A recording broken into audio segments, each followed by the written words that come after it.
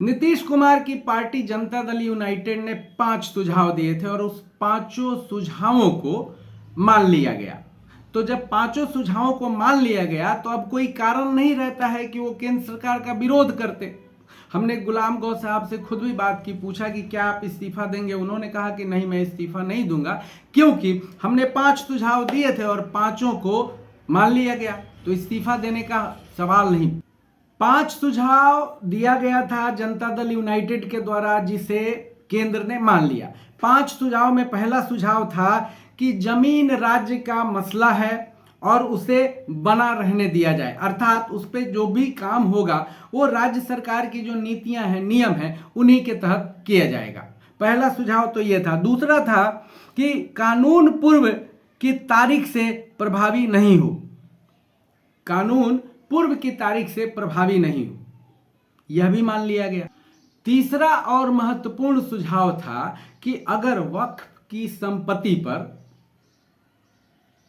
कोई संपत्ति, वक्फ की संपत्ति पर अर्थात जमीन पर अगर कुछ बना हुआ है पहले से, जैसे मस्जिद हो, दरगाह हो, और वो जमीन निबंधित नहीं हो, तो उससे कोई छेड़छाड़ न किया जाए। इसको भी केंद्र सरकार ने मान लिया, क्योंकि विपक्ष के तरफ से और कुछ बुद्धिजीवियों के तरफ से भी ये लगातार बात आ रही है कि भाई इन संपत्तियों को और जमीनों को छीन करके, खास करके जमीनों को छीन करके इसे मतलब बड़े बड़े पूंजीपतियों को दे दिया जाएगा। ये एक डर बना हुआ था, ठीक है। तो इस पर बात हुई कि भाई उससे कोई छेड़छाड़ नहीं होगी और वो जमीन कोई कब जाएगा नहीं, ठीक है। जो निबंधित नहीं होगा उसको भी, और उससे कोई छेड़छाड़ नहीं होगी, जिसे केंद्र सरकार ने मान लिया।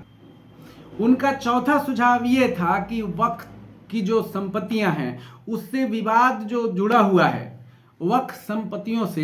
वक्फ की संपत्तियों से जुड़े विवाद के लिए जिलाधिकारी से ऊपर के अधिकारी को नियुक्त किया जाए। इसे भी केंद्र सरकार ने मान लिया कि उसका जो मामला होगा वो जिलाधिकारी से ऊपर के अधिकारी देखेंगे। इसको भी केंद्र सरकार ने मान लिया।